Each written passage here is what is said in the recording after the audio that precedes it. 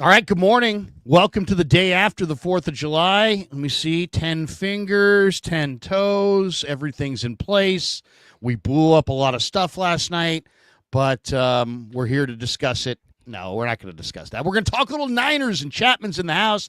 We've both been vacationing for the last couple weeks. It's going to be a good one. Join us right now. It's the Krueger Show meets the John Chapman experience. It's going to be great.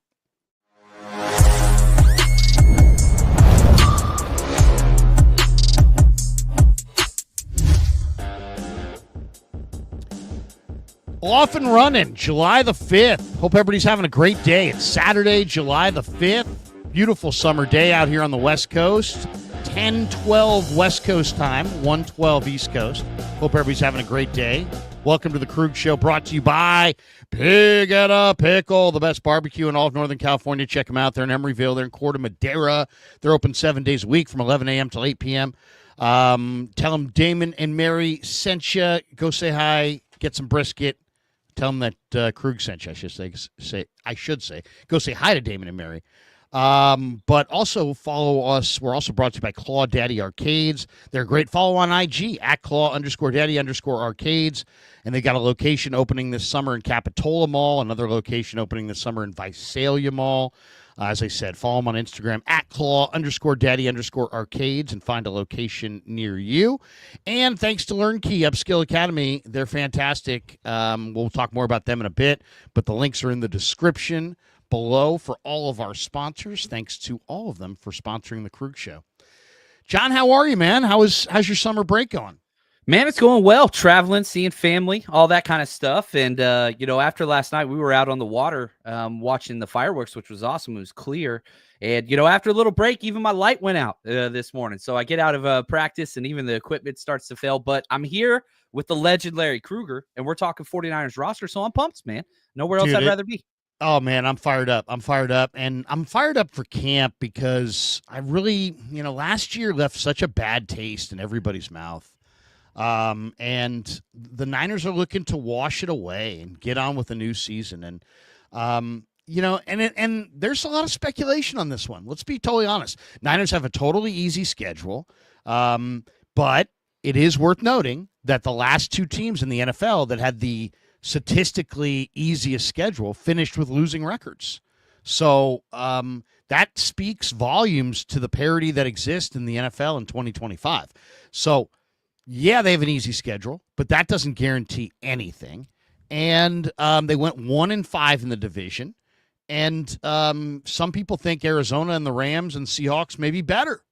So, 1-5 in the division, is that going to are they going to have a recurrence of that? Or are they going to be like they were the two previous years where they kind of own the division? I think that's a big question. You got a huge question. With no Debo, no Ayuk, do they have weapons offensively? Is the line good enough? Is Brock Purdy the Brock Purdy from last year? Is he the guy from the previous 2 years? Is the D-line good enough? Is the linebacker crew deep enough? There's a bunch of new faces in the secondary, 10 new DBs. Do we have some guys?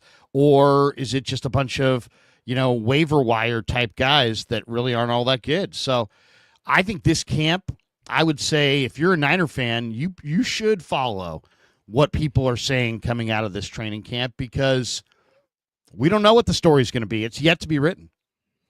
You talk about the strength of schedule and all those things. That's based off of last year. And so all those teams that you're playing that were, quote unquote, the worst statistical strength of schedule or whatever, those teams got better because they had higher draft picks. They had a lot more cap resources and free agency. So, yeah, is it an easy schedule compared to the past? 100%. But the key thing that you talked about, if you go 1-5 in the division, nothing else matters. Every single team in the NFL has the exact same goal when they're starting out. We got to win our division. That's first and foremost. In the 49ers schedule, you start out week 1 with the Seattle Seahawks. And so at Seattle. So you're on the road there. You've got to take care of the division first and foremost. I think everybody has hope in the NFC West right now, even the Cardinals, who have not had really any success in a long time, but they beat the 49ers twice last year. So you've got to change some of those things, and probably the biggest number one addition or change is the ability to finally stop the run. Now, it's a bunch of rookies you're relying on that defensive line, linebacker group, even secondary. But that was the Achilles heel last year, stopping the run in the fourth quarter. You were dead last in the NFL in fourth quarter points allowed under Nick Sorensen. You bring back Robert Saleh. Is that going to be enough to hold on to some of those leads? Because you had a lead over the Rams in both games that you lost. You had a lead over the Cardinals in the first game that you lost, and you had a lead over the Seattle Seahawks in the fourth quarter that you lost as well. So that's 4 losses right there. There was only one game, and that was the Week 18 game against the Cardinals, where you really weren't in the game in the fourth quarter. So can you start to close out some of those? And you even heard Kyle Shanahan say multiple times, we thought we were going to close out those games in the division. And that was the difference in, picking 11th overall versus, trying to be in that playoff hunt. They just didn't look good down the stretch. I mean, to me, the game that I think about when I think of last year, you say, what game comes to mind? Well, it'd be easy to point to some of those late season games where, Buffalo with the snow and Green Bay. And but to me, that wasn't where this season was defined. I think of 2 things. I think of the one that really comes to mind is the Geno Smith fourth quarter running for a touchdown on the Niners' home field in a divisional game where the Niners had nothing in the gas tank at all in the fourth quarter of that game. Couldn't rush the passer. Devondre Campbell couldn't tackle Geno when he ran. It was some of the worst defense I've seen since this regime has been constructed in 2017. So yeah, they got a lot of question marks. Can they turn it around in the division? Can they turn it around, period? Or is this the beginning of the end of this regime? I mean, if the 49ers go and win 12 or 13 games like Albert Breer and some of these other guys are saying, then yeah, 2024 season is going to be a footnote. But if the 49ers in 2025 are a 5 or 6 win football team, then 2024 is just a little foreshadowing, and probably the regime is not going to last too much longer. I would guess if they have another 5 and 6 win season. People would say, "Oh, Shanahan and Lynch, to say they're on the hot seat is ridiculous." Okay, yeah, you're kind of right if you want to be a creature of the moment, but last year happened.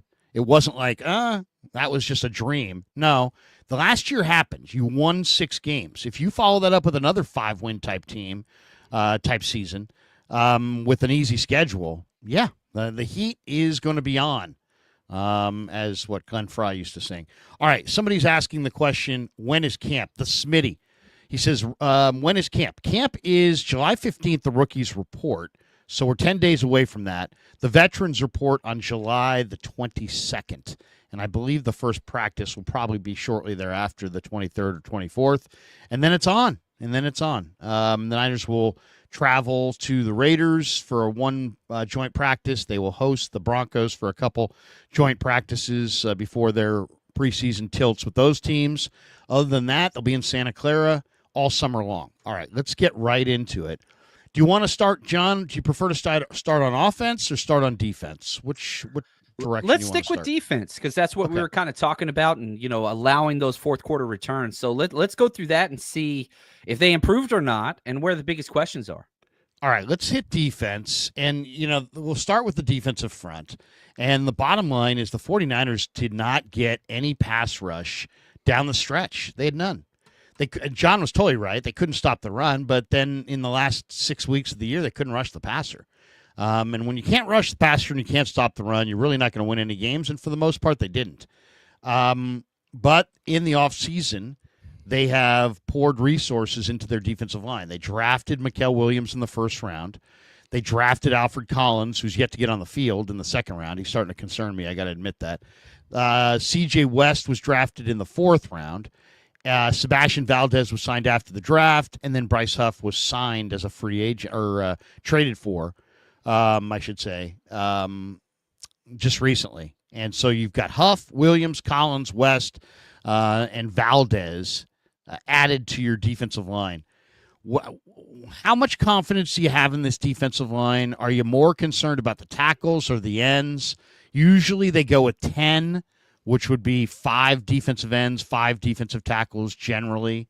What do you think? What do you think of the D-line?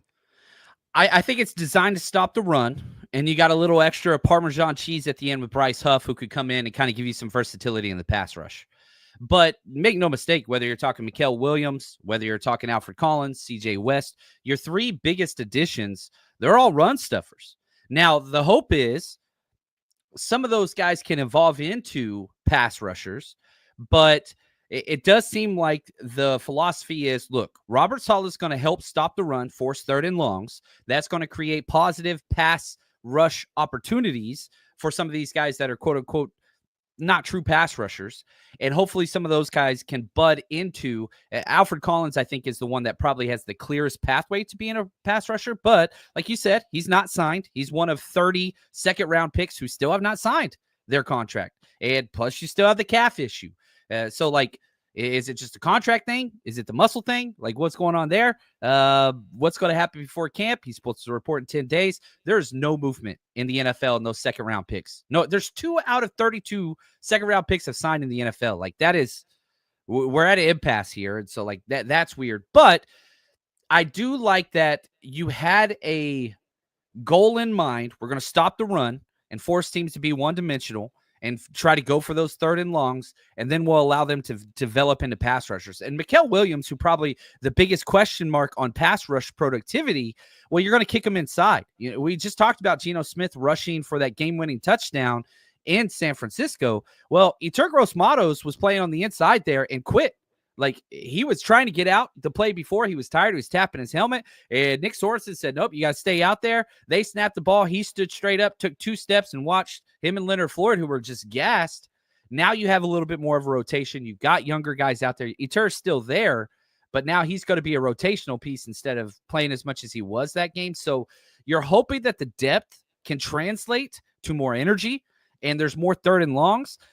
My biggest question, Larry, is, man, you're relying on a lot of rookies to grow and develop from college to the NFL in 1 year, in one offseason.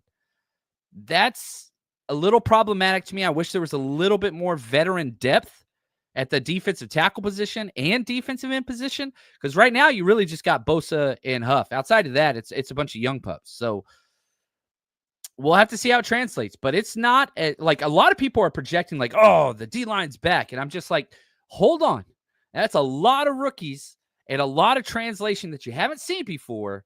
I'm not sure you're going to go 3 for 3 with Mikael Williams, Alfred Collins, and CJ West. I like to think that, and I could see that, but NFL history says, man, you're probably not going to go 3 for 3 with those picks. Well, I mean, think about first, any pick, forget what round.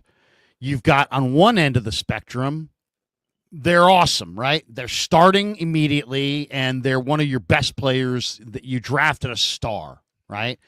That doesn't happen all that often, right? Where you draft a guy, you put him in the lineup, and he's better than everybody else you have on your team, and he's your best player. He's your star. You drafted Micah Parsons, now he's your best, whatever. You drafted Patrick Willis, now he's your best. It doesn't happen a whole lot. So that's the extreme on one end, right? Then you've got the, hey, we drafted him, and he's not the best player on our team, but he is a starter right away. Then we drafted him, and he's not a starter right away, but you know what? He's a rotation player right away, and he's doing some positive things. Then there's, we drafted him right away, and he's not really ready to be a rotation player. Then we've drafted him right away, but he's hurt, and he's not on the field. And, we still like him and his potential. That's why we drafted him, but it's miles away from being a star. You know what I'm saying? These are all possibilities along the road for rookies, including, hey, he played 3 snaps in minicamp and sucked, and they cut him. It could be as extreme like that, or it could be extreme like he's the best player on your team and he's going to Canton. So a lot of times people are like, oh, can you hit? Can you hit? Well, the hit, quote unquote hit, are all the extreme wins. And in reality, there's so many options that are south of hit that could come into play here that it's not quite like, hey, it's 50-50. It's like, it's more like 20% you're going to truly hit, and the guy's a star and a starter. And I would say, there's at least 40 or 50% chance that he's a work in progress. You like him, he's not ready. You like him, but he's hurt. You like him, whatever. You know what I'm saying? The Niners, are you more concerned about the interior or about the outside on that T line? I'm more concerned about the interior depth. That's a problem to me because you have guys like Jordan Elliott, who Kyle Shanahan referenced as one of his best run defenders last year, which I thought was insane to me. I do think, Jordan Elliott's a good player, but it's, 3 or 4 bad plays, 1 explosive, amazing play. The consistency or lack thereof is an issue. Kevin Givens is somebody you're going to have to rely on. And he's a true technique driven 3-tech that can anchor against a double team and plays with great technique, but he's an undrafted free agent. You don't have, again, this is dependent upon CJ West and Alfred Collins hitting, as you just said. There's not a lot of space behind them. Kalia Davis, who are you relying on if 1 or 2 of those guys don't pan out? And I do think that they will pan out. I have a lot of confidence in Alfred Collins. I think that was, I loved that pick. I know you weren't big on that pick, but I loved it. But now it's in question. He hasn't signed his deal, still the calf issue, all those things. But I think they'll be able to stop the run. But I don't know who the pass rusher is. Besides kicking in, Mikael Williams, besides Eter Gross-Matos playing tackle, whatever, who's rushing the passer? So that's great. You're going to stop the run. And I like that they addressed that need full-fledged. They went all in on that. Somebody got to hit the quarterback. I don't know where it's going to come from on the inside. When they paid $20 million for Hargrave because they felt they needed an interior pass rusher, then they got rid of him because he wasn't very good. He wasn't worth the money. But as you said, who's going to rush the passer from the inside? Now, Jordan Elliott's interesting. The Niners signed Jordan Elliott to a 2-year, $7 million deal last offseason, and he struggled. He only had 7 pressures. And you said Shanahan said he was one of his better run defenders. Well, PFF doesn't think so because his run stop rate was 4.6%. That was tied for the 9th worst among interior defensive linemen with at least 200 run defense snaps. So he, his average depth of tackle for Jordan Elliott was 1.6 yards, tied for 12th best. So he was able to corral, when he was able to bring down running backs, he did it, without them getting big yardage. Let's talk about the Niners would save $2.94 million against the cap if they move on from Elliott. I hear you, though, as far as this depth chart at tackle. It's okay, so first of all, my first question is, who starts? Who are the starters? Is it Jordan Elliott and Kevin Givens, and you're going with the old school guys? Is it C.J. West and Alfred Collins, and you're going with the guys you just invested in and you're hoping become the guys? Is it Evan Anderson and Kalia Davis, the guys who put together maybe the best interior film from last year over the course of the full year? I don't know who the starters are, and I don't know who the pass rushers are either, because West is a run defender, Collins is a run defender, Anderson's a run defender. I think those are your 3 best tackles on paper. Givens is a pass rusher. Kalia Davis is a pass rusher. I think Valdez might be a pass rusher. I like Valdez. Yeah, I like Valdez too, and I think there's a very good chance Valdez takes either Givens or Elliott or Kalia Davis's spot.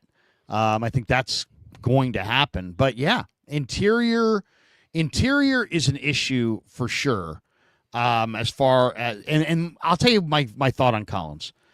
I'll defer to you. You watch Texas. You liked him. Here's the one thing about him. He played all the games at Texas, so I was not really that concerned. But he's been in a walking boot, unable to practice since before the draft. They said it was a calf, but anytime you hear calf, I'm always worried about Achilles.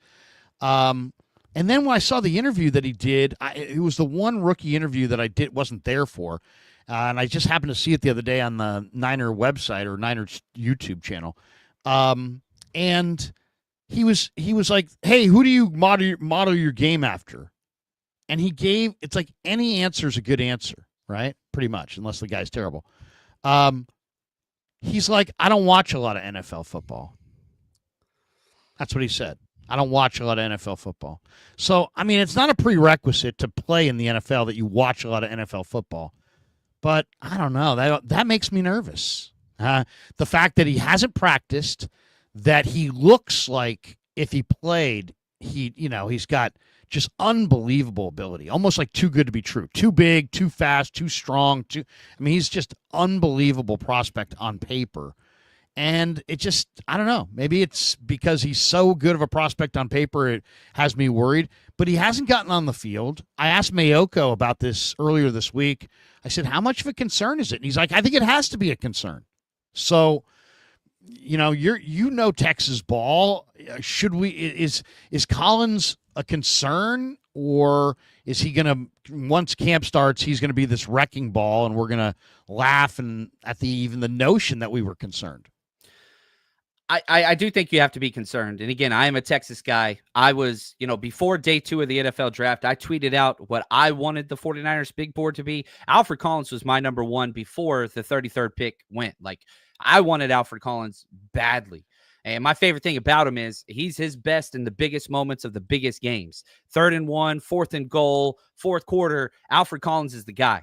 And played in 64 out of 65 games, like you talked about. Like, he is a guy. Now, he was a 2-gapper, run stuffer. Like, that was what they used him for. And they got their pressure off the edge. And they basically told him, look, dude, your job's not to rush the passer. He was a situational run stuffing player. And his big impact was deflecting passes batted down, things like that. That's how he contributed there.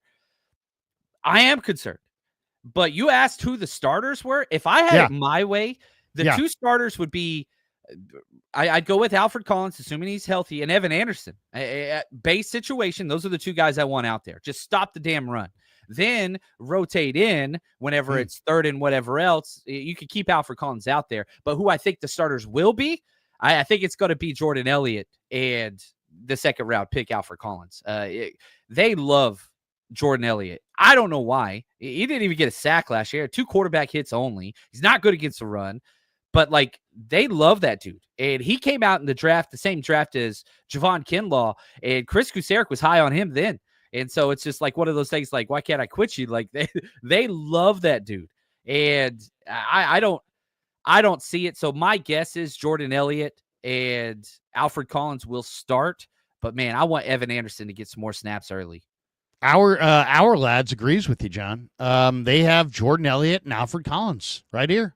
They do great work, starting on the defensive line. Yeah, no, our lads is a fun. I love if you're looking for depth charts of the NFL that are complete and up to date to the minute, this is it right here. It's even better than NFL.com. I'm not even joking. Yeah. Jordan Elliott, Alfred Collins. I guess I would say my starters have to include CJ West, because I think West is really good. But he doesn't get off the ball, and I think he's better against the run than the pass. And getting off the ball is a big part about being an NFL defensive lineman.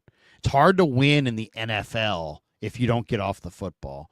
And CJ West doesn't get off the football that well.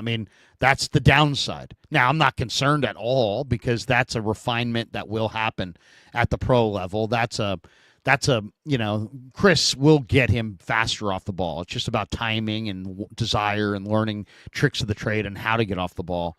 But once CJ West starts to win off the ball and get off the ball quick, then I think you're going to see a dominant player, because he's winning despite not getting off the ball. If you watch his Indiana film, at least. All right, let's talk about the defensive ends for a second. So my 5 defensive tackles, by the way, are Jordan Elliott, Alfred Collins, CJ West, Evan Anderson, and then I think it's a 3-man battle between Kalia Davis, Kevin Givens, and Sebastian Valdez. And I think there's a chance Valdez gets that job. I would not be shocked if now if there's an injury, maybe 2 of those guys get the job. Heck, if there's 2 injuries, all 3 of those guys are going to wind up making the team. But I would say of the 5 defensive tackles, Collins, West, Elliott for sure, Evan Anderson for sure, those 4, and then Kalia, Givens, and Valdez battling for the 5th spot. As far as the defensive ends, you need 5, and you got Bosa, Mikael Williams, Bryce Huff, Yatir Gross-Matos. those four. And then I think everybody else, the other four guys, Beal, Garvin, Teron Jackson, and Sam Aquinu, I think they battle for one spot. I think Aquinu's got the upper hand on it. But that's kind of how I see the defensive ends. What do you think of the defensive ends? I mean, there's a lot of speculation. Some people are still speculating that Niners may offload Yatir Gross-Matos for cap reasons. I think if they were going to do it, they would have done it by now. So I think Yatir Gross-Matos is I think John Lynch is very invested in Yatir Gross-Matos showing something.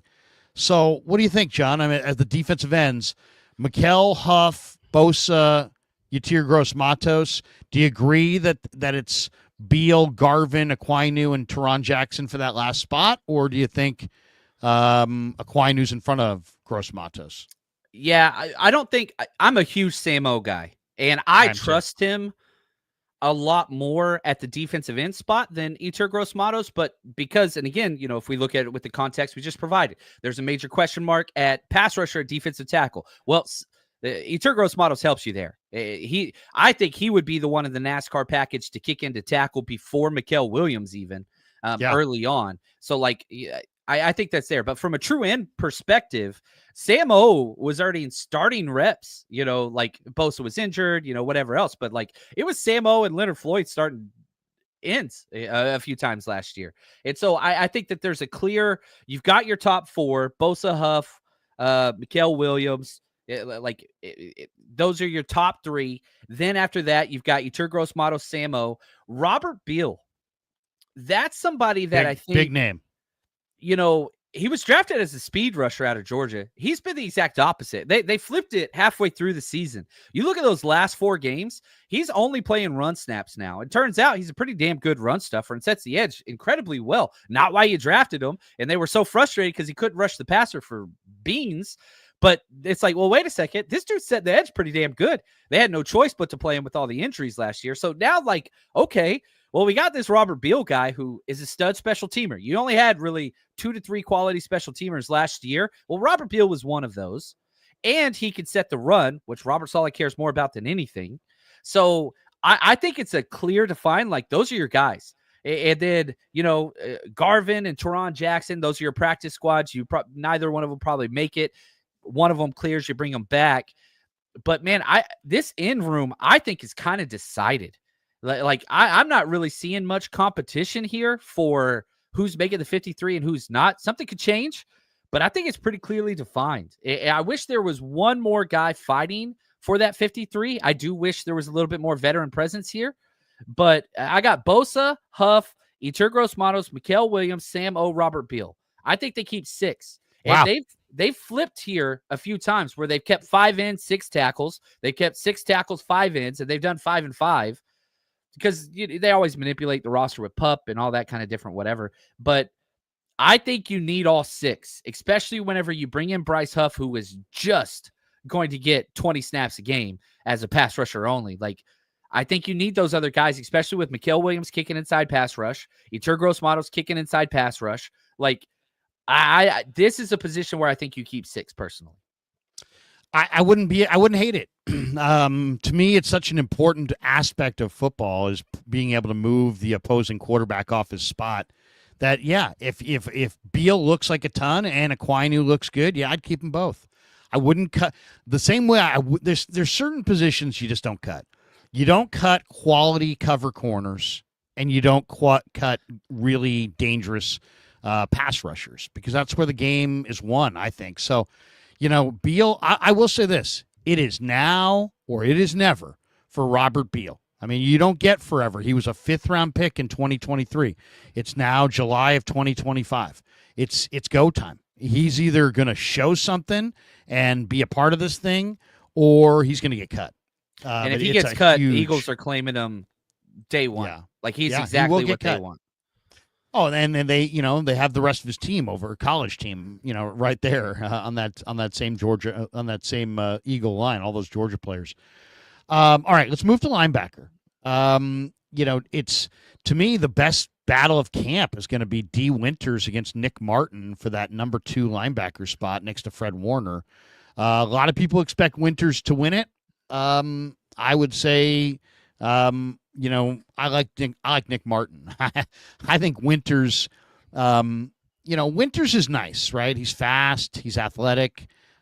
He just is not. He doesn't really when he hits people, they don't go down. They just don't go down. It's like he's not a solo. He doesn't have a lot of power in his tackling. He's very fast. He's a good coverage player and he's a good sideline to sideline player. But I think Nick Martin is a little bit better, a little bit more solid tackler. And that's his best part of his game versus the weakest part of the game. The other, like contrasting styles. Yeah, very well said, Larry. So you got Winters, you got Warner, you got Nick Martin. Whoever starts, they're all going to be on the team. Those three, and you probably have three others that you're looking for. And I would say it's Tatum Bethune, who looks great, Luke Gifford, who's signed to be a special teamer, and then it's going to come down to that last spot. And I think it could be Stone Blanton, it could be Chaz Surratt, it could be Jalen Graham, it could be Curtis Robinson. I mean, they're all going to battle. Curtis looked great last year, but then he had a very serious injury. He's a tremendous guy. They're Walter Payton candidate for last year. Chaz Surratt came from the Jets, so he's kind of handpicked. He was a former quarterback who's got great athletic ability and is kind of learning the position. You have Jalen Graham, who was a seventh-round pick in 2023, and it's now or never for him. And then you got Stone Blanton, who was like second in the SEC in tackles last year. Pretty productive player. And when I talked to Johnny Holland about him, it wasn't like, he's just a guy. It was like, we really like Stone Blanton, and he gets better every single day, and I haven't seen him make the same mistake twice, and I really, so Johnny's talking him up. What do you think? How's the linebacker core going to shake out? Well, this is Robert Saleh's position, and you got to understand, he brought in not one, not two, not three, four brand new players to a deep linebacker room already. There were already bodies there, a lot of young guys there. He went and got his guys. And yeah, I'm with you. Whoever wins the D winners, Nick Martin competition, whatever you want to call that, that's fine. The loser will be a starter at the number 3 spot. I think those are the 3 guys. And so however that shakes out, that's fine. Tatum Bethune, he's shown a lot of promise and improved so much. And again, if Robert Saleh is serious about stopping the run, well, nobody's better than Tatum Bethune at that. Like, that's just what he does. But man, Stone Blanton, I cannot find a way where this guy is not around. I just can't do it. I am all now, John, in. you talked to him, right? You have him on your show right after the draft, or am I thinking of somebody else? No, that was us, and it was awesome. It was like 2 days before his wedding, and he jumps on our show and like chats it up and has a good time. And all he talked about was film, leadership, character, toughness. Like, this guy is like Johnny Holland, old school. You remember your question, like Johnny Holland's like, I played quarterback too, like, yeah, I played. Yeah, he said that. It's so like, that was awesome interview, man. It's so like, I think they love this guy. They really, really do. Now, Luke Gifford's going to be on this roster. He's got 600,000 guarantee, second most at the position. And Chaz Surratt, that's a Robert Saleh. They had the Hard Knocks. I don't know if you remember seeing that one where Chaz Surratt got intercepted for the Jets. He's like, that's my guy. And then he brought him here. Like, this is a rough. And if I'm sitting there and I'm Jalen Graham or I'm Curtis Robinson, who's probably going to be stashed on the pup and maybe be there all year, they say basically like, look, dude, we're going to stash you. If you want to go elsewhere, we'll release you on an injury statement. But they love him. Walter Payton Man of the Year nominee. Like, so you've got a lot of bodies. And who's going to be the odd one out? Jalen Graham, I don't think has a chance, which I hope he hears this or sees this and balls out and proves this wrong, because I like Jalen Graham a lot, but I think he's just a little too slow. He can't be undersized and slow. But man, you've got depth. This is the deepest position on the defense by a mile. It's going to be fun, man. This is Murderer's Row, because you're cutting 2 to 3 good players. You got some good players there. There's probably going to be at least one injury, right? Because it's linebacker. And these guys, the collisions is the name of the game. So let's say we got to come up with 6. It's Fred, it's Winters, it's Martin. Those 3 for sure. Luke Gifford for sure. Once again, I did a video on this about the money aspect, and the money aspect plays a role. Gifford is going to be on the team. So that's 4. So you need 2 more. I think Bethune, to me, looks like a ton. And Agreed. then I would say Surratt is likely to make it just on the solid connection. So there's 6. So I think those are your 6. Now, if there's an injury, and I do expect there will be one, there's an opening for either Curtis Robinson, Jalen Graham, or Stone Blanton, but I'm with you. I think it's going to be there will be an injury, but it will be Stone Blanton over Curtis Robinson and Jalen Graham. So, and I don't know if Robinson, will be on the PUP list or how it will work out, but I think that'll be my guess. That'll be my guess how the linebacker spot is pared down. All right, let's move to the secondary because there's a lot of, you said there's a lot of new linebackers. There's even more new DBs. There's 10 new, here are the new DBs: Trey Brown, Upton Stout, Jason Pinnock, Richie Grant, Marquise Siegel, Dallas Flowers, Saron Neal, Derek Canteen, Jacob Robinson. And then I don't remember seeing Trey Avery last year, but he's not considered a new player. So obviously they had him last year. So, okay, so let's start. There's usually 10 DBs, right? Usually 10 DBs. 5. The Niners many years have gone with 6 corners and 4 safeties. Most teams go with 5 and 5. Some teams go with 9 DBs. Maybe 5 corners and 4 safeties. Why don't we start at safety? So this is kind of interesting because you got Jair Brown and Malik Mustafa on the one line. Mustafa looks great as far as coming back. He seems like he's not that far away, but who knows? And then you have Brown, who's coming off a down year. There's a lot of Niner fans that don't believe in him anymore. I'm not one of them. I actually do believe in the kid. I think there's a lot there. But then the Niners went out and signed Richie Grant and Jason Pinnock. I like both those signings, and they drafted Marquise Siegel, who runs really, really well, and actually had a couple big hits in the East-West Shrine game that I saw. So what do you think? I mean, do they keep 4 safeties? And what does that mean for George Odom, who's a special teamer? I mean, it seems to me that George Odom, who's a valued member of the special teams, looks like he's set up to be cut here. Well, how do you see safety? I agreed with you, but he had a $1 million option on April 1st. And so, whenever they kept adding all these safeties, I was like, oh, okay, Odom's going to be gone. April 1st comes and goes. And then we find out after the draft, oh, by the way, Malik Mustafa's hurt. Oh, by the way, Jair Brown's hurt. So it was kind of it was weird and cryptic because, man, you replaced Odom with the Pinnock and Richie Grant. And so if you were going to cut him, you should have cut him a month ago. But now you've got all these injuries, and even Marquise Siegel, who you drafted, he's a little bit banged up as well. So, man, I don't know, because if you were going to cut Odom, which I thought was going to happen, you would have done it before April 1. You already kicked an extra $1 million against the cap. So you might. Here's where I think they might get, depending on the timetables, because let's assume Malik Mustafa is going to be on the PUP, so he doesn't count.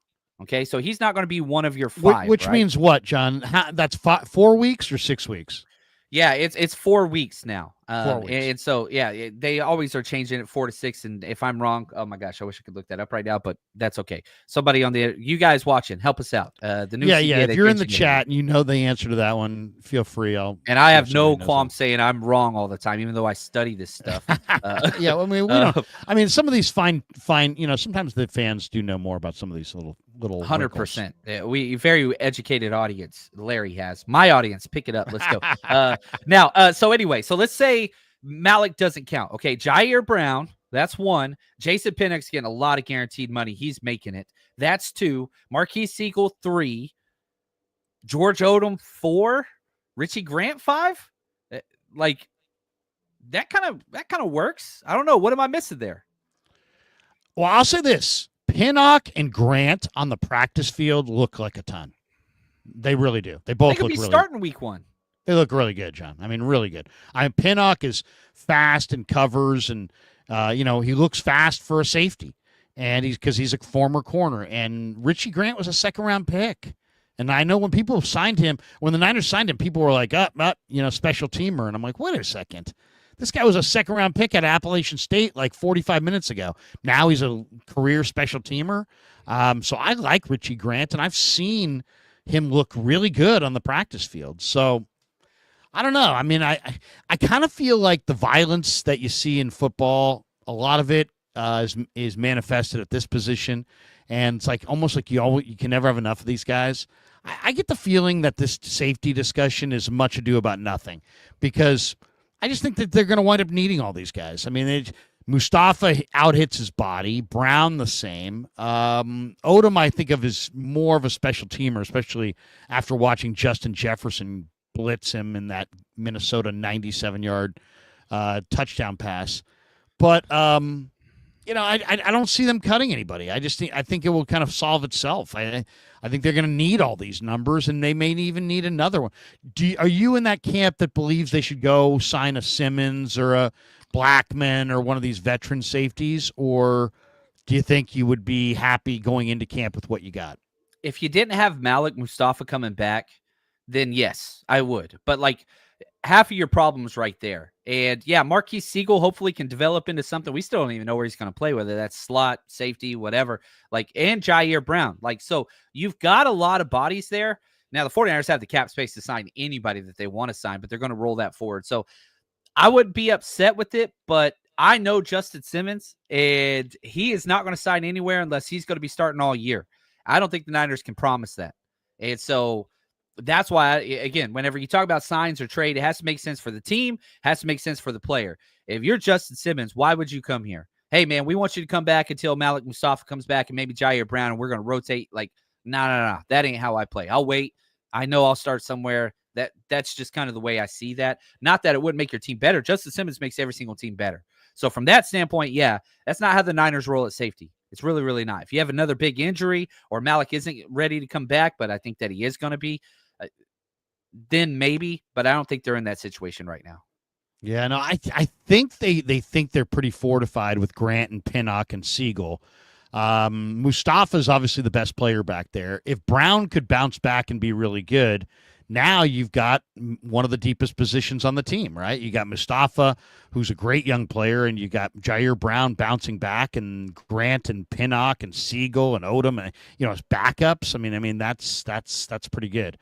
All right, let's talk about what I think is maybe the most interesting position on the defense, and that's the corner, okay? Oof. So most teams, as I said, go with 10 DBs, maybe four safeties, 6 corners. You're probably not going with more than 6. Most teams go with 5. Unlike the old days where your top corners played all the time, your number 3 corner was important, and the number 4 and 5 corners weren't important. In today's modern game, the 4th and 5th corner are on the field all the time. You could make an argument that they're some of the more important players you have. So you have to have depth at corner. The Niners have Renardo Green, Demo Lenore, and most likely either Trey Brown or Upton Stout to start at the nickelback. I think it'll probably wind up being Stout because I think Stout's a better cover guy. And why this is so interesting is because the Niners were, according to reports, showed a little interest in Damon Arnett last week. Now, he signed with the Texans, so they didn't get him. But the Niners and Packers both showed interest. The reason it's so interesting is that Arnett has had a world of issues off the field. And to me, when I saw that tells me that John Lynch is absolutely trying desperately to find one more corner who can cover, who doesn't cost a lot of money. Like, they could have gone after Ramsey, but they didn't. Why? Because he cost a lot of money. They don't want to pay a lot of money, but they want to find another corner, and they're willing to maybe even take a chance on some bad characters to find that player. So the Arnett interest to me was very eye-opening. And I don't know. To me, this is also where my eyes are going to be a lot this summer in camp. I'm going to spend a lot of time watching this position because you got Green, you got Lenore, and let's say you got Stout as your starters. So those 3. Now you need to find 3 more out of Trey Brown, Trey Avery, Chase Lucas, Jacob Robinson, Derek Canteen, Dallas Flowers, Darrell Luter, and Saron Neal. Okay, so then I would say if you look at the money, Right. Saron Neal is guaranteed $2.25 million. And I think what that tells me is that he is absolutely going to be on this football team. So it's Saron Neal, Stout, Demo, and Renardo. So you have 4 of your, let's say, 5 or 6 corners. You need to find 1 or 2 out of Trey Brown, Trey Avery, Chase Lucas, Jacob Robinson, Derek Canteen, Darrell Luter, Dallas Flowers. I love Darrell Luter. So that would be one of my guys. And my sense of it is that Jacob Robinson from BYU might get the other job. But I don't know. We'll see. Trey Brown is also guaranteed $500,000. Trey Avery is a very physical player. Canteen's got great ball skills. Flowers has maybe some of the best size and speed. So how do you see corner? I feel like this is just a dartboard approach. Like they just literally are, look, these are a lot of guys with high upside that kind of fit our scheme, and one of them got to stick. And I've been clamoring since the end of free agency and the undrafted free agents and everything.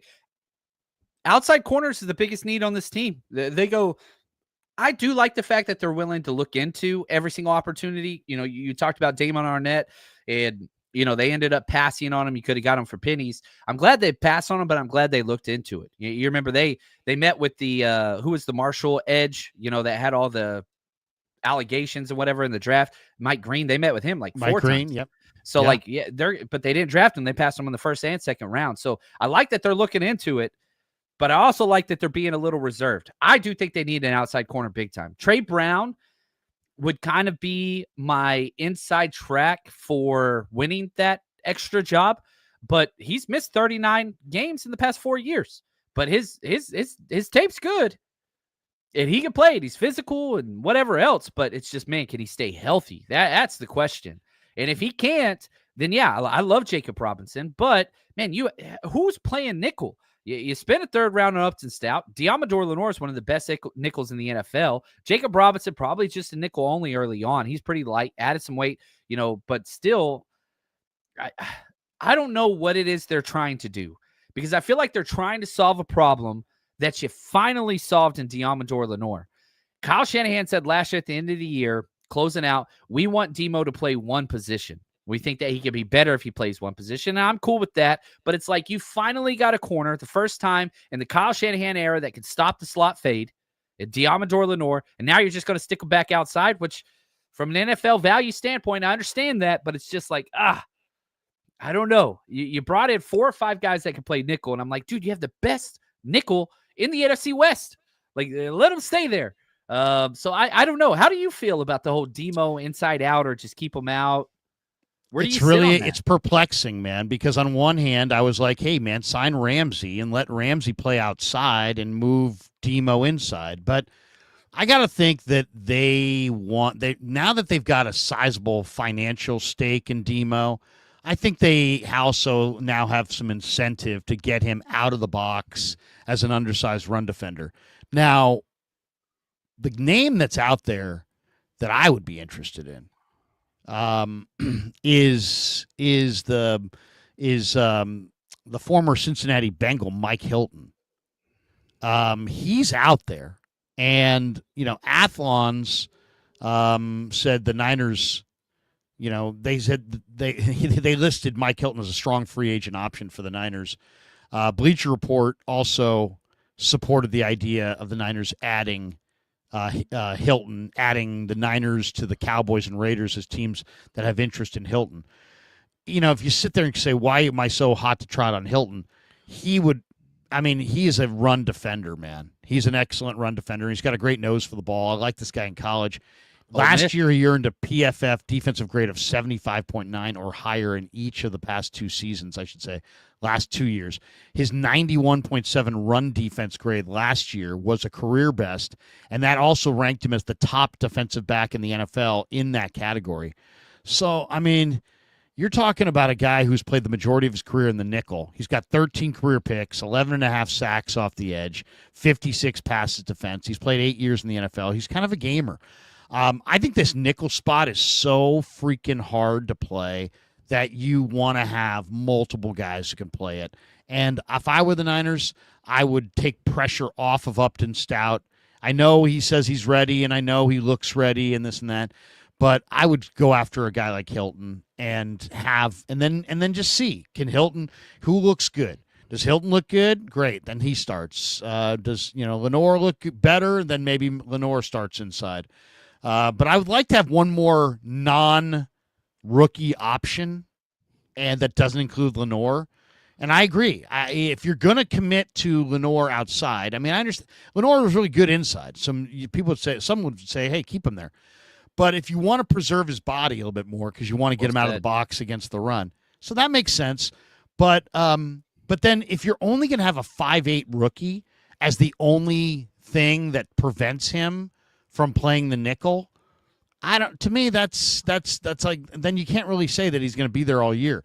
If you had a guy like Hilton, now you could be like, okay, Demo, we're going with Upton Stout or Hilton or Trey Brown, anybody but you inside, and we're going to keep you outside. And if that's the plan, I like it more. But I would like to see one more dependable. It could be Asante Samuel. I know he's had the neck problems and concussions and whatnot. But I'd like one more real corner, not a prospect, not a guy with great measurables. Somebody who's actually a really good player. Agreed, 100%. And I will say I haven't even considered or entered into my argument the whole Demo keeping him outside to preserve his career. A+ by you, man. And so whenever you're at camp, whenever it's closed off to just the media, man, you got to tell us, are they moving Demo around, or is he just sitting outside? Like, that's, man, I'm so curious. I want to see how that's going to play out. Let's jump to the offense. And before we do, let's tell people, and we won't spend as much time on the offense because there's a little bit more questions on D with the defense being remade. But we are, of course, brought to you by our good friends at LearnKey Upskill Academy, an online learning platform designed to get you job ready in 6 months or less. Doesn't matter what field you're interested in. They offer 30 different certification programs. They will help you make that next step in your professional career. They've been in business for 37 years. They've helped over 200,000 students along the way. Over 100 students every month in this program are placed in new, well-paying jobs. So LearnKey Upskill Academy, thanks to them for sponsoring the Krug Show. All right, we've got this interesting one from J49. Oh, no, actually, J49 says Larry rocks. Well, that's interesting, too. But we get this one from Alex. Alex is Kyle Pitts inquiries. Let's talk tight end for a second. There was some talk last week about Darnell Washington to the Niners after the Steelers got Jonnu Smith. Where are you at the tight end spot? Because this is another spot that I think is really, really interesting. They wanted to get Kittle in the pattern more than they had him in the pattern last year because they needed him to block. So they brought in Luke Farrell. So Luke Farrell's a good blocker. So he replaces Charlie Warner. But then you look at every other tight end on the Niner depth chart, and they're all underpowered, receiving only, non-blockers. I mean, it's Kittle, who's both. He's a two-way tight end. It's Farrell, who's a blocker. It's Dwelly, who's just a receiver. It's Willis, who's really just a receiver. It's Tongas, who's really, really just a receiver. And then it's Pline, who's a converted basketball player, and we think that he's probably much better as a receiver. So, I mean, and Kyle Pitts, the idea of Kyle Pitts, he would be another receiver. Where are you at tight end? Do you like the group? Would you add to this mix? Are you comfortable with what they have right now? One of my biggest issues with the draft, which I thought the 49ers had a great draft, but one of my own personal critiques was I really thought they were going to add a move tight end in one of the deepest tight end drafts that's been around in a long time, like, Harold Faded Jr. or, Jalen Conyers, like whatever. Jalen Conyers was there for them all day on day 3, and they passed, and they worked this guy out. Yeah, they worked it. I mean, this guy I thought was I don't know who got him, but he's gonna be a steal. I don't know who got him, but he's fantastic. So I was a little like, man, they got me there. because I really thought that they were going to add some of that. They didn't.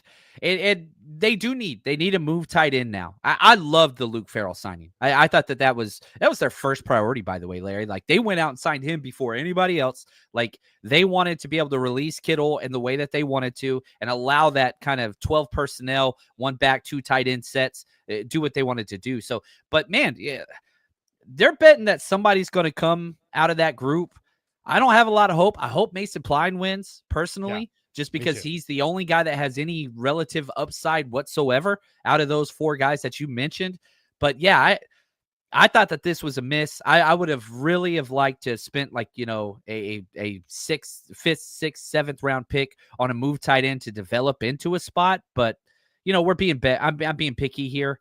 But yeah, I don't know who it's going to be. I want it to be Mason Pline, but that dude didn't even get snaps in training camp last year. Can he finally get into the fold? Yeah, it was a true redshirt.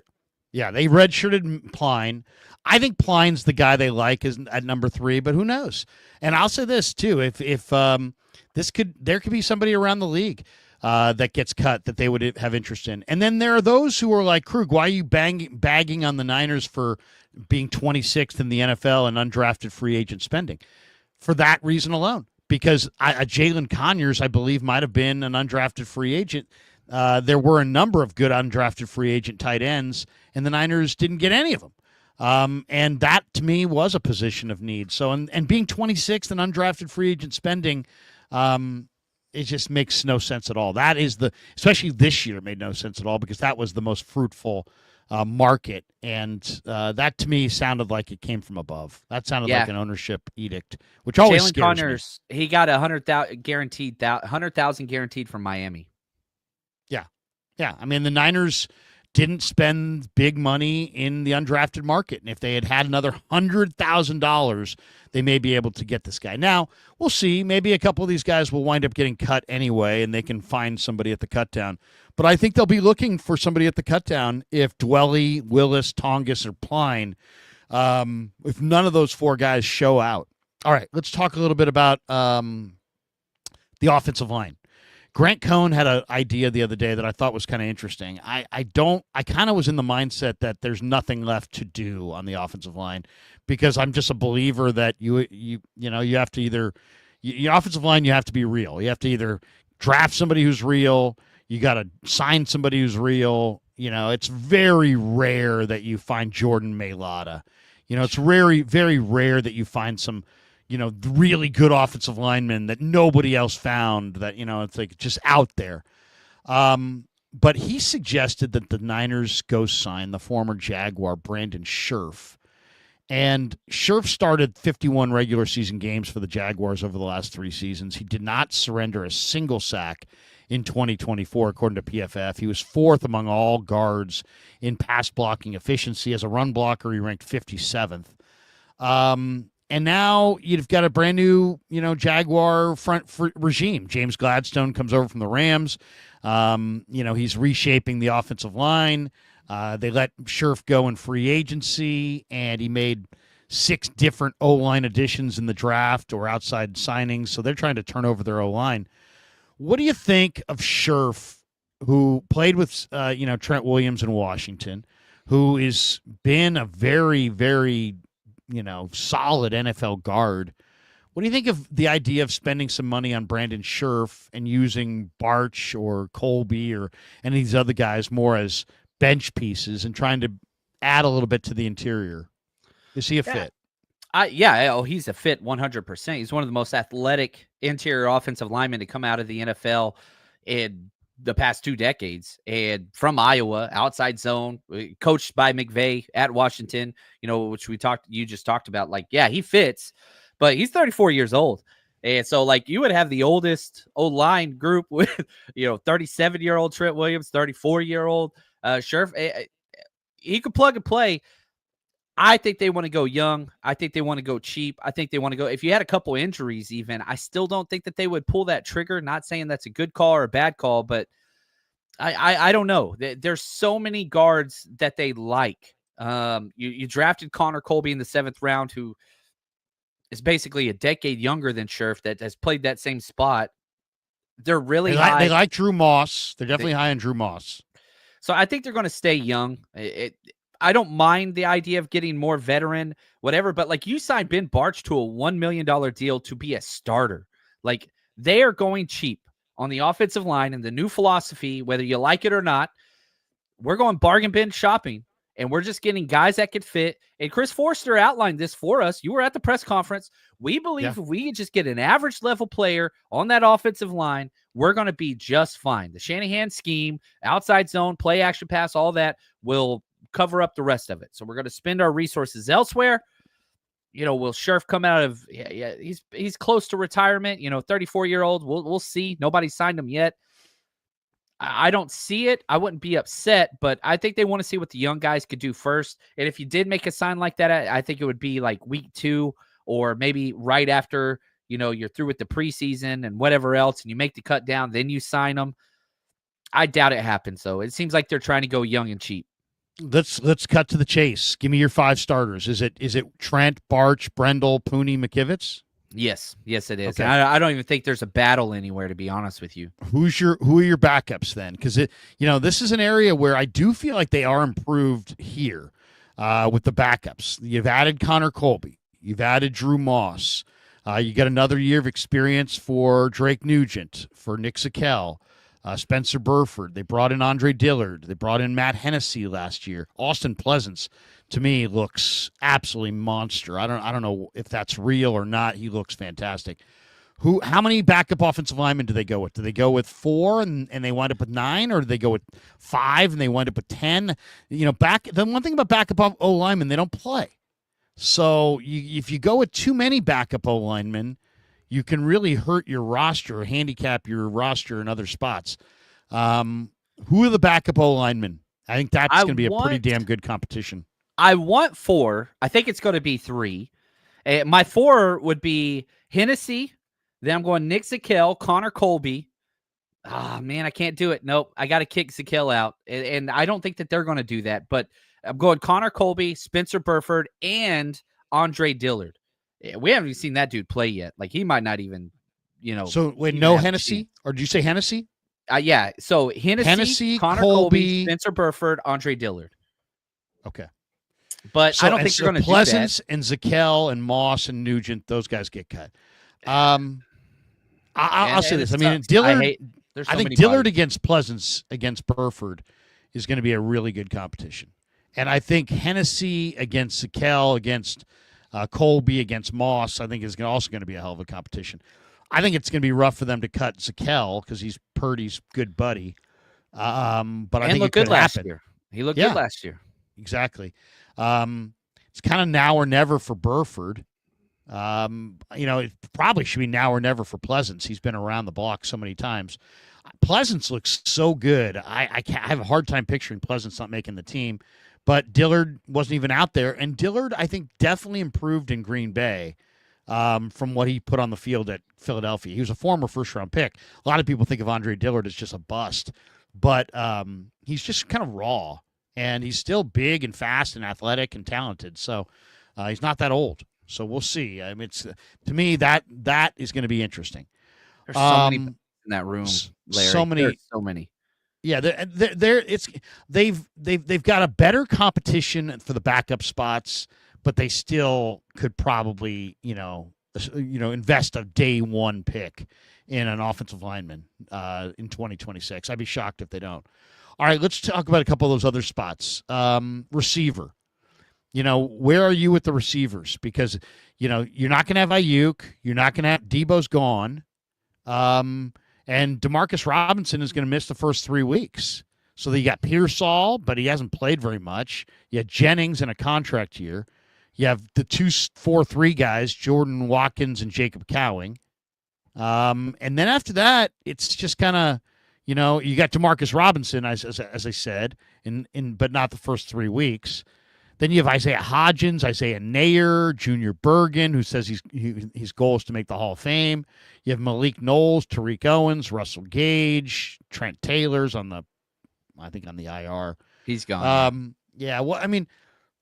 This is a spot, and I don't know if I told you, but I did a video this week that was one of my favorite videos I've done in a while.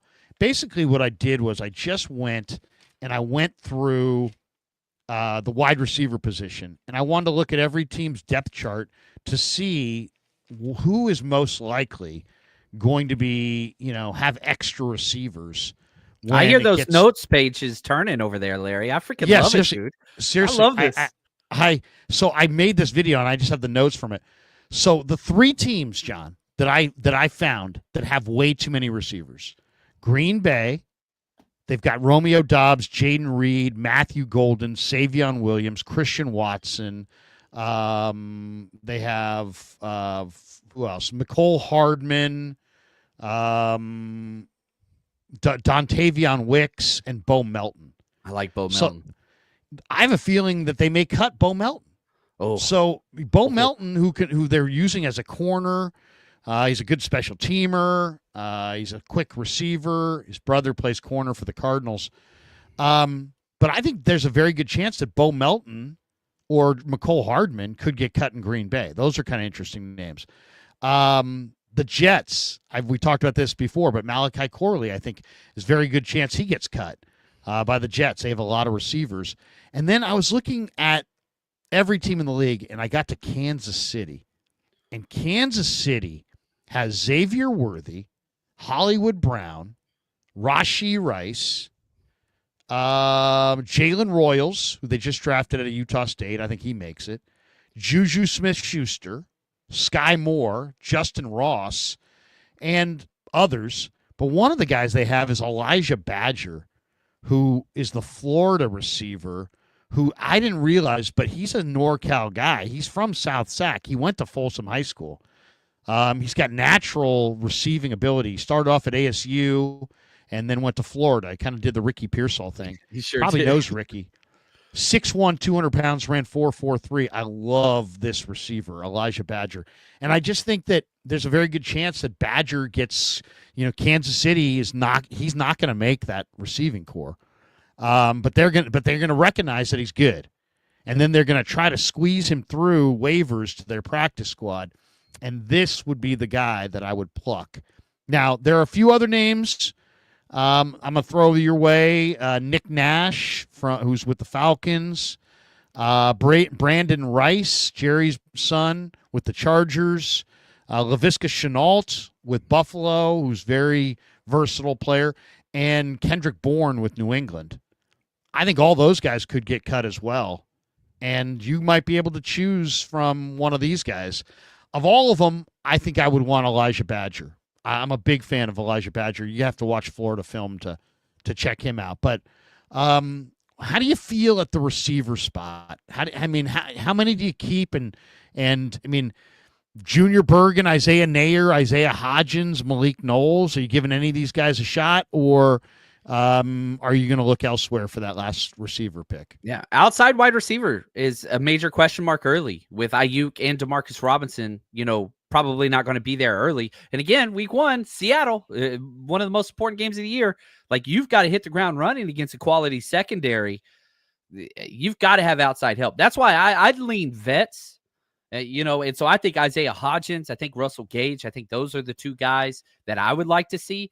But I like Isaiah Nayer. I really like Malik Knowles. Now, he can play outside, but he's more of that Debo type role, tackle breaker, whatever else. Of all the names you mentioned, of all the names you mentioned, Laviska Shenault is the one, because he's that Malik Knowles Debo role. Like, you put him back at returner, done. You run some jet sweeps, done. Like, you're good there. But outside wide receiver, you've got to have somebody come out of these battles, whether that's Jacob Cowing. Now, I know people are like, well, he's too small. Well, he can play outside wide receiver. He did at Arizona, and the 4.3 speed says he can. Isaiah he looks Nayer, great in practice. I mean, Cowing looks phenomenal in practice. I'll just say that. I will take it for what it's worth. I realize, but it's practice, but he looks great right now.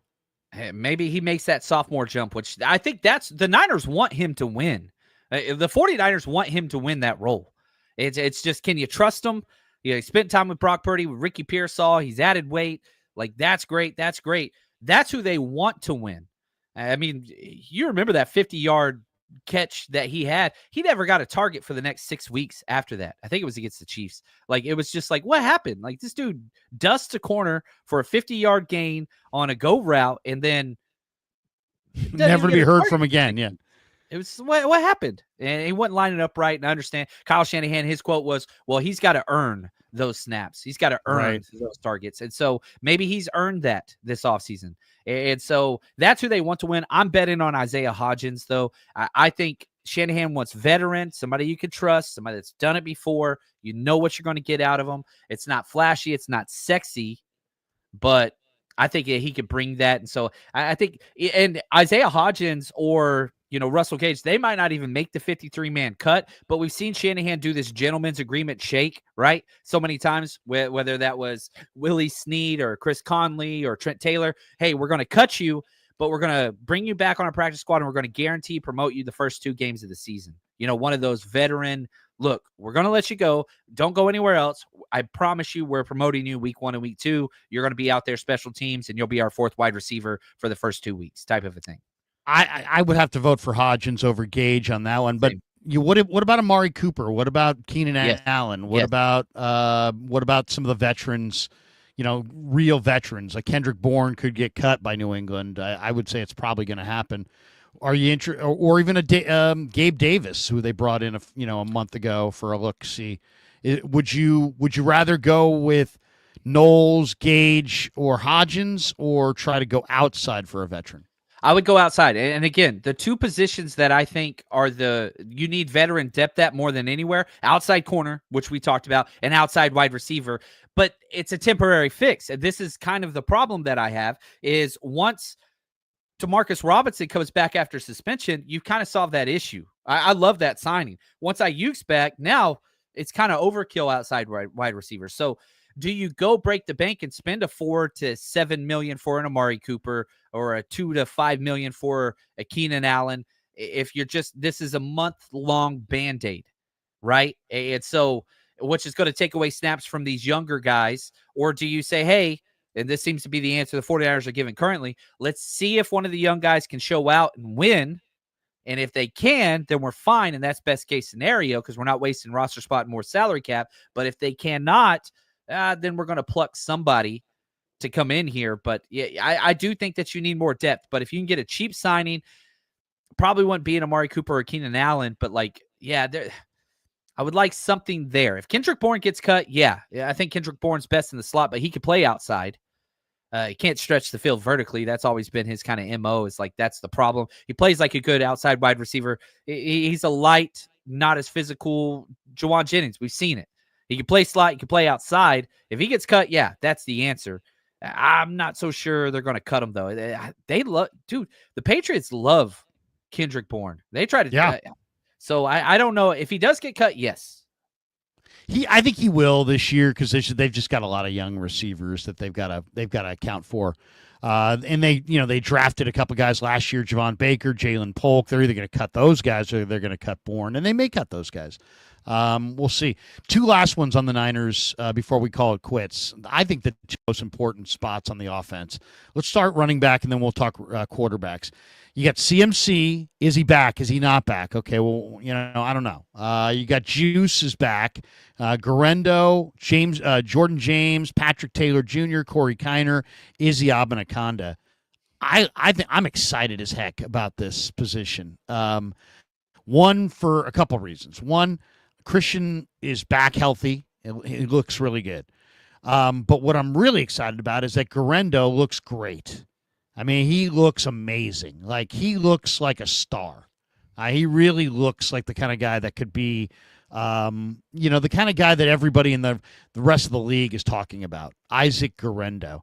And then, Jordan James and Corey Kiner have also kind of flashed at times. And I've always been a big Izzy Abinaconda fan, and I kind of thought Taylor played decently last year. So there is no guaranteed money for any of these backups. I mean, Juice is making his money. He's going to make the team. CMC obviously is going to make the team. But like everybody else is kind of on an even playing field. So it's a legitimate competition. It's not like one guy's got $5 million coming his way. Garendo's going to be on this team for sure. But I'm really, really excited about Guerrero, and I'm not sure between the other four who's going to fire and who's not. But I think they're all pretty intriguing. I think running back, to me, the most exciting part of this year is the idea that the Niners could transition from CMC's dominant to CMC and Guerrero are an amazing combo. My biggest issue with Isaac Guerrero has been injuries his entire career. I mean, he's missed so much time. He didn't take part in rookie minicamp last year. I think he practiced 5 times through all of training camp last season. He had multiple hamstring issues, all that stuff. He's practicing now. And this is where Guerrero is going to shine. Shirt and shorts. He's the biggest running back. He's the fastest running back. Like, this is his thing. But now that he's getting practice, can he develop the vision? That's his thing, is injuries and vision. He's got the speed. He's got the size. He's got the receiving threat. He's got. So the fact that he's getting reps now in the offseason, and if he can stay healthy, man, I really hope you're right, Larry, and I think we could see that. It's just, man, last year he got thrown into the fire after not practicing at all because you didn't have anybody else. And he answered the call. He did pretty well. There were 5 or 6 plays he ran into his own guy. It's going to happen. He was, going through the bumps and bruises live time in NFL games instead of practice. So can he develop into, and the fact that now he's getting to practice behind Christian McCaffrey, which he couldn't last year because CMC and him were both out. Christian McCaffrey, what's his best trait? Vision. Maybe the best vision of any running back in NFL history. That's what makes him so special. So if you could kind of steal and siphon some of that off and learn and grow into that with those reps, that's what's going to make Isaac Guerrero special. And so I think that this is huge. Yeah, I remember last year, Christian McCaffrey was questionable week 1. Do you remember that? Like, Kyle Shanahan was like, yeah, he could play this week. And then he didn't play for, 3 months? Christian McCaffrey hasn't missed a day. And so you got to go with kind of the reports that are out there. I'm excited about this room too, man. And I'm kind of worried Patrick Taylor, who's somebody I really like and I think you can trust. Like, he might get cut, which that sucks. But, man, I really like Patrick Taylor. That's how good this room is. If somebody like a Corey Kiner steps up, Jordan James is making this roster for sure. Like, I don't know. This is a solid room. I hate that Jordan Bates is not here, and he was one of my favorite players. But this is solid room, and you have depth. And you can't say that about a lot of positions on this team. No, it's a good room for sure. All right, let's finish with quarterback, and then I have one super to throw your way. Somebody's got a good question. Purdy's going to be the 1. Rourke is going to be the 4. And really, it's just a matter of Mac Jones against Tanner Mordecai, and it's not really much of a competition because the Niners are paying Mordecai no guaranteed money. Mac Jones was just signed and given $4.75 million guaranteed to be the number 2 quarterback. So if Jones beats out Mordecai, he's number 2. If Jones and Mordecai battle to a even standstill, then Jones is number 2. If Mordecai beats out Jones slightly, I got to say it, Jones is number 2 still. The only way this is going to change is if Tanner Mordecai beats out Mac Jones decisively. If Tanner Mordecai looks worlds better than Mac Jones, both all summer in camp and in the preseason games, I think there's a chance that in that scenario, Mordecai would be the 2 and that they would flip Mac Jones to another team, probably for some 7th-round pick. And then I could see C.J. Beathard or somebody like that who was just working out with Brock and Kittle in Nashville last week. I could see somebody like that being signed to be the number 3 for the year. I just don't believe the Niners are going to pay the same way they weren't going to pay Trey Lance $9 million to be their 3rd-string quarterback. They will not pay Mac Jones $4.75 million to be the number 2 quarterback. I know the argument is, hey, well, you're going to pay the same for Mordecai or for Jones, whether they go 3-2 or 2-3. I get that. But I just don't believe that the Niners will keep Mac Jones at 4.75 if he's not number 2. And I don't think he's going to be happy, and nor would he want to stay here if he's not number 2. So I think this is actually kind of one of the more interesting competitions because Mordecai's a better athlete. He's got a better arm. He's, has been in the system longer. And this is a complicated system. and he looked much better than Mac in the OTAs. I know the plan is for Mac to be number 2, and that's 95% of the chance of what happens here. But if Mordecai beats him out, I think Jones is traded, and we see a different number 3. Give me your thoughts on quarterback. Yeah, I think Kyle got tired of the revolving door at the backup spot. This is the first time he's given out a 2-year contract to a backup quarterback in Mac Jones. He signed this year, next year, and he's got, the 4-7 guarantee that you talked about. Is it guaranteed next year too? He's got guaranteed salary is 1.51 this year, 1 million next year, but the cap that you talked about was the 4.75, so it's divided up in a couple chunks. But yeah, 4.75 coming off the books this year. So that's the fully guaranteed. But I did think this was a contract that got done early in free agency. There were a lot of quarterbacks out there. Shanahan went and targeted this guy. The love he's had for him since, the Trey Lance draft and all that kind of stuff. It's all documented. I think Kyle just said, look, I'm tired of this revolving door crap. And so let's get a guy that I like, that fits my system, blah, blah, blah, blah, blah. Mac Jones wants to come here, revitalize his career. I like Tanner Mordecai too, man. I'm a Texas dude. I saw that dude win a state championship in person. Like, he is a baller. Yeah. He's an athlete. He carried his team against Southlake. I think he beat Southlake one of the games I was at. A lot of Texas high school football in my past, but like, that dude carried he's elite. But we've seen Kyle not give the job to the best starting quarterback before. You put Allen out there last year, whenever Dobbs was clearly the better choice. You put Brendan Allen out there with a broken hand in bad weather, whenever he clearly wasn't the choice. That's why I think even if Tanner Mordecai wins that job, Kyle, he's sticking with Mac Jones. Nobody's going to talk about this because he's convinced he could turn this dude into a superstar. My thing is, I hope Mac Jones does ball out in the limited reps he gets and goes and signs for, the next Sam Darnold deal, and we get another 3rd-round comp pick. But we'll see. I think it's going to be Mac Jones. I do like Tanner Mordecai, though, and I hope he sticks around for a long time. Last one, Juan Solo says, what is the weakest position group on the 49ers? Center. It's not even close. O-line, would you say? No, I mean, I like the fact that 2 out of your 5 starters and Dominic Pooney and Trent Williams are Pro Bowl, All-Pro level. And I believe Dominic Pooney's there already. Like, that's 40%. So I don't think the offensive line, and it's one of the most offensive line friendly schemes. I am saying center has been and will continue to be a weak point of this entire roster as long as Jake Brindle's here. You're getting what you pay for, and he's one of the lowest paid centers. Congrats to him who just had a kid. I do think that's awesome, and to him and his family. And I actually like the dude, but like, it's just bad play and just poor red zone, poor short yardage, quits on plays 10 times a game. Like, I don't understand what blackmail pitchers he has. That's my biggest issue. No. Yeah, I just to pick just to be different on, because I think you're probably right. I'd probably go offensive line, and I'm not a gigantic Brendel fan either. I don't quite get that. But if we're talking about position group, I don't really love the tight end spot. Now, obviously, you have Kittle, and Kittle's a great tight end, so that obviously helps.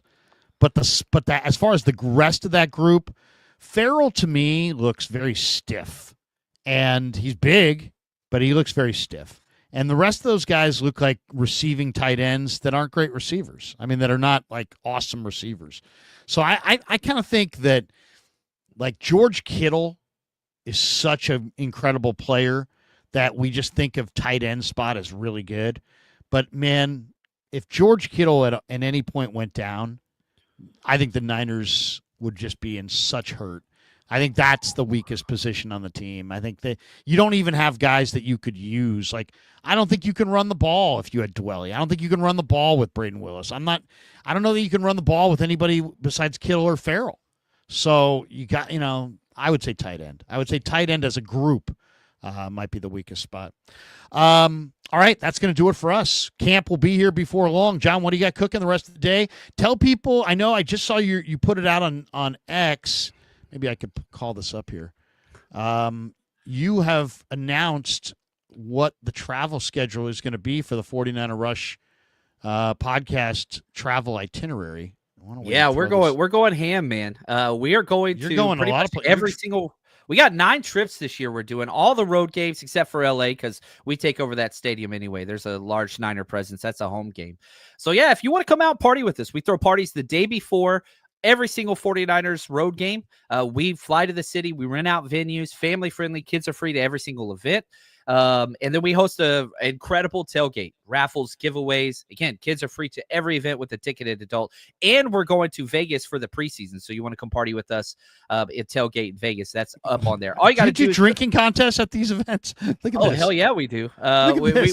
We do a what's it called? We play flip cup sometimes, but we do a thunderstruck drinking beer game. It's a good time for those that want to participate. Man, we give so much stuff away. I have 110 autographed jerseys in my possession that we give away on these road trips, and so try to make memories and make it good for the kids. So all you got to do is go to the Tick Pick app.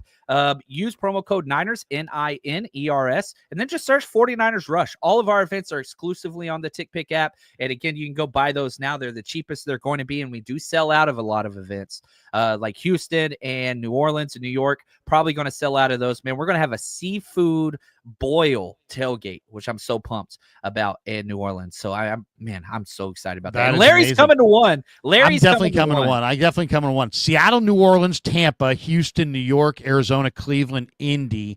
And I just, for those who follow me on Twitter at SportsLarryK, I just retweeted John. If you haven't followed John, John's a good follow at JL_Chapman. He's got the list there. He's got the link there. I'm pointing to it. Hopefully you guys can see that. tickpick.com/organizer. The connection, the link is right there. So definitely, guys, if you haven't been to one of the road trips, definitely it's worth doing. Definitely worth doing.